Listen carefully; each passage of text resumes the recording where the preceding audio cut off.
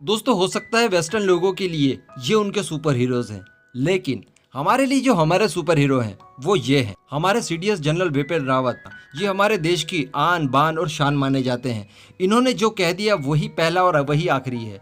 आप इस बात को जानते हैं। अब मैं आपको दोस्तों बता दूं कि इन्होंने एएनआई को एक विस्तृत इंटरव्यू दिया है, जिसमें इन्होंने चीन और भारत के कॉन्फ्लिक्ट को लेकर बहुत सारी बातें कही हैं, जिसके बारे में मैं आपको बताने वाला हूँ।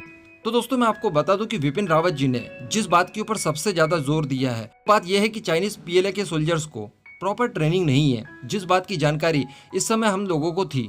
और वही बात सीडीएस साहब ने भी कही। चाइना के सैनिकों को जिस तरह से कूटा गया है गलवान वैली की क्लैश में, उसी की तरफ इशारा करते हुए विपिन रावत जी ने कहा है कि चाइनीज सोल्जर्स को अभी और ट्रेनिंग की जरूरत है। वो यहाँ पर रहने के लायक नहीं है। उन्हें इतनी प्रॉपर ट्रेनिंग नहीं दी गई है कि वो इस खतरनाक एरिया में सरवाइव कर सके। इसीलिए इन सब सैनिकों की तैनाती काफी कम समय के लिए होती है। ये ज्यादातर सिविलियन पॉपुलेटेड एरिया से आते हैं। इन्हें यहाँ पर रहने का बिल्कुल भी तजुर्बा नहीं है।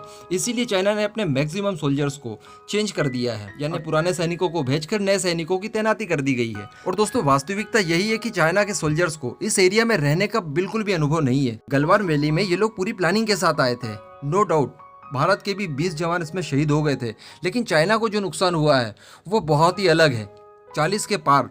ये बहुत बड़ी बात है, जबकि भारतीय सैनिकों को इसकी बिल्कुल भी खबर नहीं थी, कोई आशंका थी ही नहीं।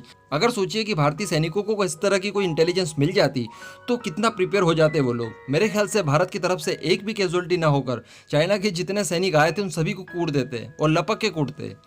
खैर छोड़िए दोस्तों, इसके अतिरिक्त दोस्तों उन्होंने जो सबसे बड़ी बात कही, जो कि मैं भी अपनी पिछली वीडियो में आपको बता चुका हूं, कि भारतीय सैनिक माउंटेन वॉरफेयर के मामले में दुनिया की सर्वश्रेष्ठ सेना है। और उन्होंने यही कहा है कि भारतीय सैनिकों को इस एरिया में रहने का बहुत तजुर्बा है। वैसे उन्होंने ये जरूर कहा है कि चाइना इस समय जो गैदरिंग कर रहा है, जिस तरह से डिप्लॉयमेंट को बढ़ा रहा है, उसके ऊपर नजर रखने की और अपने आप को कॉन्शियस रखने की बहुत जरूरत है, जो कि भारतीय सेना कर भी रही है। इसके अतिरिक्त उन्होंने ये भी कहा कि यहाँ पर और सैनिकों की तादाद बढ़ाई जाएगी, जो कि बहुत अच्छी बात रहेगी भारत के पॉइंट ऑफ व्यू से।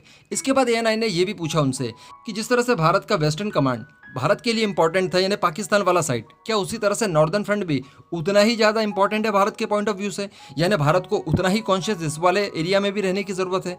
तो इसमें कहा विपिन रावत जी ने कि हाँ, हमारे लिए दोनों ही फ्रंट बहुत ज्यादा इंपॉर्टेंट है। इन दोनों ही फ्रंट पर बिल्कुल भी ढिलाई भारत को नहीं वापरनी चाहिए। इसीलिए भारतीय सैनिक पूरी तरह से सतर्क हैं। चाइना और पाकिस्तान दोनों की ही हर गतिविधि के ऊपर भारतीय सैनिकों की पैनी नजर बनी हुई है। उन्हें काउंटर किस तरह से करना है, इसकी पूरी प्लानिंग कर ली गई है। इसके साथ साथ उन्होंने जो सबसे बड़ी बात कही, जिसको सुनने के बाद डेफिनेटली चाइना को बहुत बड़ा शॉक लगने वाला है, और वो बात ये थी कि जो हमारे वेस्टर्न फ्रंट वाले सैनिक हैं, उन्हें इतना एक्सपीरियंस है कि वो नॉर्दर्न फ्रंट पर भी सर्वाइव कर सकते हैं और अपनी ड्यूटी कर सकते हैं। और इसी के साथ साथ जो नॉर्दर्न फ्रंट वाले सैनिक हैं, इन्हें भी इतनी प्रैक्टिस है, इतना तजुर्बा है, इतनी ट्रेनिंग दी गई है इन्हें कि ये वेस्टर्न फ्रंट पर भी जाकर सर्वाइव कर सकते हैं और अपनी ड्यूटी कर सकते हैं। यानी समझ रहे हैं हमारे भारतीय सैनिक ऑलराउंडर्स हैं। वो कितनी भी विषम परिस्थितियों में अपना पराक्रम दिखाने के लिए पूरी तरह से तैयार हैं। उन्हें ट्रेनिंग ही इस तरह की दी गई है।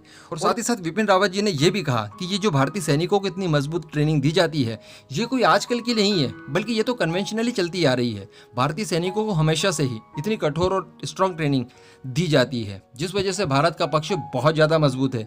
चाइना की तरफ से किए जाने वाले किसी भी एडवेंचर के लिए भारत की सेना पूरी तरह से तैयार है।